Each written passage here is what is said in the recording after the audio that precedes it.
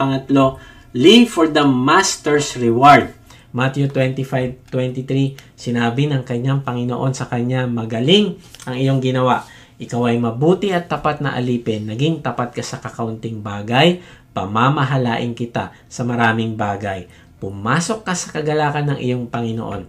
Ibigan, hindi ko alam sa'yo, pero ito yung gusto ko marinig na sasabihin ng Panginoong Hesus sa akin. Magaling ang iyong ginawa. Ikaw ay mabuti at tapat na alipin. Bakit? Kasi alam ko na nagbigay ng joy sa Panginoong Hesus ang aking buhay. Kaya ako magiging masaya. Tingnan mo, sabi niya sa taong tapat, pumasok ka sa kagalakan ng iyong Panginoon. Gusto ko na pag nagkita kami ng Panginoong Hesus ay may ngiti sa kanyang labi.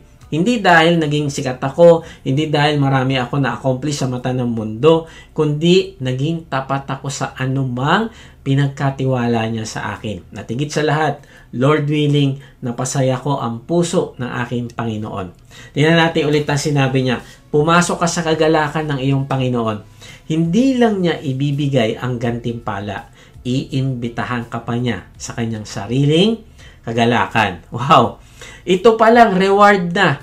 Pero may bonus. Ang sabi ay, pamamahalain kita sa maraming bagay. Wow! Ang pagkatiwalaan ako ng presidente ng Pilipinas, nako, isang honor. Pero ang Diyos na lumikha sa akin at pagkakatiwalaan ako ng maraming bagay sa langit, hindi ko maubos maisip. Kaya kapatid, mamuhay ka para sa gantimpala ng Panginoon. Live for the Master's reward.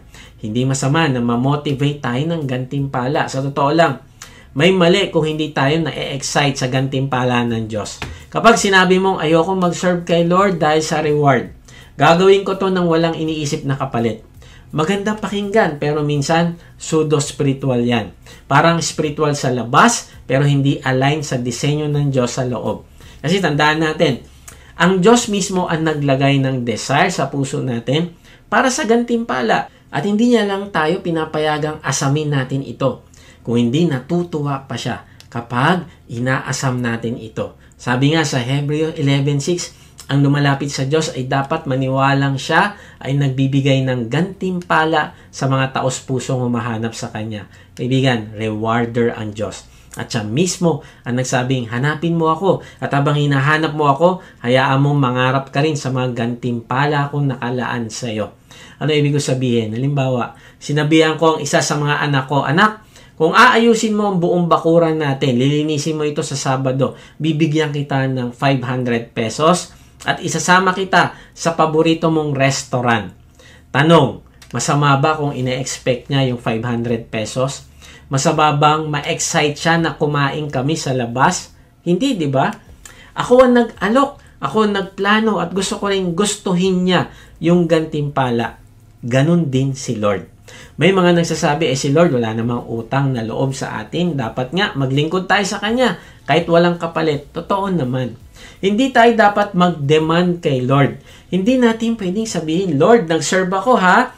O asa na yung reward ko? Kapag tayo na yung nagdidikta, Lord, dapat lang i-reward mo ako. Naku, ito yung mali. Pero kung ang Diyos mismo ang nagsabing may gantimpala siya para sa mga tapat at ayaw mo tanggapin yon, parang sinasabi mo, ayokong bigyan mo ako, Lord. Okay na ako sa wala. Isipin mo to, ginawa ng anak ko ang trabaho pagkatapos sinabi niya sa akin, Tay, ayoko ng bayad. Ayoko ring sumama sa dinner. Anong mararamdaman mo bilang ama? Masasaktan ako. Hindi dahil sa pera, kundi dahil hindi niya gustong makasama ako. Ganon din ng Diyos. Hindi lang siya nagbibigay ng gantimpala. Kasi ang gantimpala siya mismo. At gusto niyang i-share ang joy niya sa mga anak niya, naging tapat hanggang dulo. Kaya kapatid, don't settle for survival.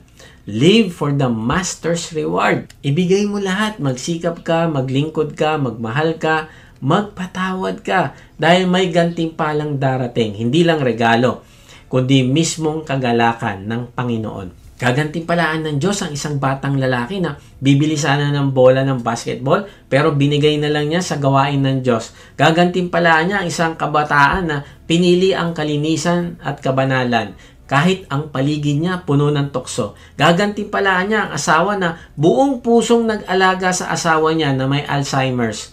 Gagantimpalaan niya ang nanay na buong tiyagang pinalaki ang anak na may kapansanan sa katawan o isipan. Gagantimpalaan niya ang batang masaya pa rin kahit may kapansanan dahil pinili niyang magtiwala sa Panginoong Hesus. Gagantimpalaan niya ang mga hindi marunong sa maraming bagay pero naging tapat na sumunod sa Diyos. Gagantimpalaan niya ang magagaling na hindi naging mapagmataas kundi naging mapagkumbabang lingkod. Gagantimpalaan niya ang mga magulang na naging magandang halimbawa ng buhay ng Panginoong Hesus sa kanilang anak. Gagantimpalaan niya ang mga anak na pinili pa rin sumunod sa Panginoong Hesus kahit masama ang naging halimbawa ng magulang. Gagantimpalaan niya ang mga nagdusa habang nagtitiwala. Gagantimpalaan niya ang mga tumulong sa mga nangangailangan. Sabi nga ng Panginoong Hesus sa Matthew 16:27, ito'y sapagkat paparito ang anak ng tao sa kaluwalhatian ng kanyang ama, kasama ng kanyang mga anghel. Gagantimpalaan niya ang mga tao ayon sa kanilang mga gawa. Hindi lang pananampalatayang kinikilala ng Diyos, pati ang pagkilos, pati ang kabutihan, pati ang kabayanihan sa pananampalataya. At kahit ang maliit na bagay ay hindi nakakalimutan ng Diyos. Mark 9:41, dahil kayo ay kay Kristo, maaring may magbigay sa inyo ng isang basong tubig sa pangalan ko. Katotohanan sinasabi ko sa inyo, tiyak na hindi mawawalan ng gantimpala ang taong iyon. Luke 14:13-14, kung naghanda ka ng isang piging, tawagin mo ang mga dukha, mga lumpo, mga pilay, mga bulag at pagpapalain ka dahil wala silang maigaganti sa iyo sapagkat ikaw ay gagantihan sa muling pagkabuhay ng mga matuwid. Luke 6:35, ibigin ninyo ang mga kaaway at gumawa kayo ng mabuti. Magpahiram kayo na hindi umaasa ng kapalit at ang gantimpala ninyo ay magiging malaki. Luke 6:22-23, pinagpala kayo kapag kinapopuotan kayo ng mga tao at kapag tinatakwil nila kayo. Pinagpala kayo kung pinahiya kayo ng mga tao at tinuturing nila ang inyong pangalan na tulad sa masama. Pinagpala kayo kapag ang mga ito ay ginawa sa inyo dahil sa akin na anak ng tao. Magalak kayo sa araw na iyon at lumukso sa kagalakan. Narito malaki ang gantimpala ninyo sa langit. Grabe! Meron pang mga korona para sa mga faithful. Korona ng buhay para sa mga nanatiling tapat sa gitna ng pagsubok at pag-uusig. Pinagpala ang taong nagtitiis ng pagsubok dahil kapag siya ay nasubok na tatanggap siya ng putong ng buhay na ipinangako ng Panginoon sa kanila na umiibig sa Kanya. Maging tapat kayo kahit hanggang kamatayan at bibigyan ko kayo ng gantimpalang putong ng buhay. Revelation 2:10. Sabi ni John Calvin, it is my happiness that I have served Him who never fails to reward His servants to the full extent of His promise. Kaya kaibigan, kung naramdaman mo walang nakakita sa ginagawa mong tama, kung parang walang nakakapansin sa pagsunod mong tahimik at tapat, may Diyos na nakakita. At siya hindi maramot sa gantimpala. Live for the Master's reward and make your life fruitful. Because what you do in faith, love, and obedience will never be forgotten in heaven. Imagine mo ito, tapos na ang buhay mo, dinala ka sa isang tahimik na silid, may dalawang upuan, isa para sa iyo, isa para sa Diyos. Isang malaking screen ang binuksan ni Lord. Nandun ang title, pangalan mo, halimbawa, Mike, The Life You Could Have Lived. Yun yung title. Parang Netflix sa langit. Pero ito yung title ng episode, What Might Have Been. Isipin mo, pinapanood mo kung ano sana ang ginawa ng Diyos sa pamamagitan ng buhay mo. Kung sana'y naging tapat ka, anong ginawa niya? Sana. Kung sana'y nagtiwala ka, pinakita doon yung miracles na ginawa niya sana sa buhay mo. Kung sana'y hindi mo nilibing yung talento mo, pinakita niya doon yung lawak ng ministry na nagawa mo sana. Makikita mo ang mga taong sana'y naabot mo. Ang pamilya na sana'y naliwanagan dahil sa ministeryo mo. Pinakita sa iyo ang church na sana'y lumago. Ang karakter na sana'y nahubog sa iyo. Pinakita ang dami ng mga spiritual na anak mo. Mga taong gumawa ng alagad na gumawa din ng alagad dahil sa katapatan mo. Ipinakita lahat ng Diyos sa iyo kung ano ang nangyari kung isinuko mo lang lahat sa Diyos. Grabe, no? Nakakalungkot kung meron pala akong hindi binigay sa Diyos. Nakakalungkot kung hindi ko pala sinuko ang buhay ko sa Kanya at hindi ko siya pinansin. Nakakalungkot kung ibinaon ko lang sa lupa lahat ng binigay sa akin ng Diyos. Pero kapatid, Huwag kang mawalan ng pag-asa. Hindi pa huli ang lahat. Buhay ka pa. Humihinga ka pa. At ang magandang balita, yung Netflix ng buhay mo, hindi pa tapos. Pwede mo pa itama. Pwede mo pang itaya. Pwede mo pang ipamuhay ang tapat mula ngayon. May choice ka ngayon. Pwede mong piliing mabuhay na lang ng paikot-ikot, gigising, trabaho, uwi, kain, tulog, repeat. Pero pwede mo ring piliin ang mas dakilang paraan, ang mabuhay para sa gantimpala ng Panginoon. Tandaan mo, kaibigan, you may not be successful in the world's eyes, but if you are faithful in God's eyes, you are victorious. Sabi nga yon ni Jim Simbala.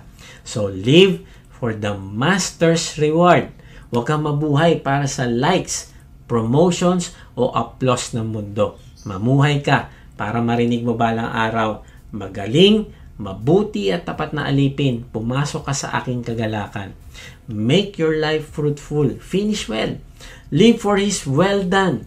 Kaibigan, marahil kinausap ka ng Diyos ngayon. Panahon na para isuko mo ang buong buhay mo sa Panginoon. Huwag mo na ipagpaliban. Ang Diyos ay hindi lang naghahanap ng tapat na lingkod. Hinahanap niya ang puso mong handang maniwala, sumuko at magmahal sa Kanya. Manampalataya ka na Siya ang nagbayad ng iyong kasalanan sa krus at gusto niya ma-restore ang nagmamahalang relasyon sa iyo. Ipahayag mo ang pananampalataya mo sa Kanya sa pamamagitan ng panalangin. Sabihin mo sa Kanya, Panginoong Hesus, inaamin ko na ako po'y makasalanan. Kailangan po kita. Hindi ko kayang iligtas ang sarili ko. Nananampalataya po ako na ikaw ay namatay para sa aking mga kasalanan at nabuhay kang muli upang ako'y bigyan ng bagong buhay. Sa oras na ito, sinusuko ko na ang aking buhay sa iyo.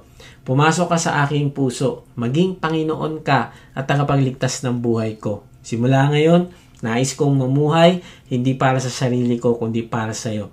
Para sa iyong layunin at para sa iyong gantimpala. Salamat sa iyong pag-ibig, salamat sa iyong kaligtasan. Amen. Sa ating pagtatapos ay iwan ko ito sa inyo. Sabi ni Francis Chan, our greatest fear should not be of failure, but of succeeding at things in life that don't really matter. Kapatid, baka tagumpay ka sa mata ng mundo, pero sa mata ng Diyos, wala pala itong halaga. Baka busy tayo, pero hindi fruitful. Baka successful tayo, pero hindi faithful. Ngayong araw, inaanyahan tayo ng Diyos na suriin ang buhay natin at itaya ito sa kung ano ang tunay na mahalaga. Pag naging faithful tayo sa Kanya, ang buhay natin ay magiging fruitful. Paano? Una, manage what you have been given. Lahat ng meron ka, oras, talento, yaman, buhay ay hindi sa'yo. Ipinagkatiwala lang yan ng Diyos. At balang araw, ipagsusulit natin ito. Pangalawa, be prepared to present your harvest. Haharap tayong lahat sa Diyos. Hindi niya tatanungin kung gaano ka kagaling o kasikat, kundi ginamit mo ba ang buhay mo sa paraang makapagbibigay ng kaluwalhatian sa akin? Kaya kapatid, wag mo ibaon ang talento mo. Gamitin mo ito, palaguin mo. Pangatlo, live for the Master's reward. Mamuhay para sa gantimpala ng Panginoon. Hindi masama ang umasa sa gantimpala ng Diyos. Siya mismo ang nag-alok nito at hindi siya nakakalimot. Kahit isang baso ng tubig na ibinigay mo sa kanyang pangalan, may gantimpala. Ang bawat kabutihang ginawa mo kahit walang nakakita ay nakikita ng Diyos. Ngayong alam mo na ang halaga ng bawat araw. Ngayong alam mo na na may Diyos na nagbibilang ng bawat kabutihan. Ngayong malinaw na ang gantimpala ay darating, mamuhay ka para sa well done, good and faithful servant. Hindi para sa likes, hindi para sa applause, hindi para sa yaman ng mundo, kundi para sa gantimpalang walang hanggang kasama ang Panginoon. Kapatid, don't waste your life. Make it count. Make it fruitful. Live for Master's reward.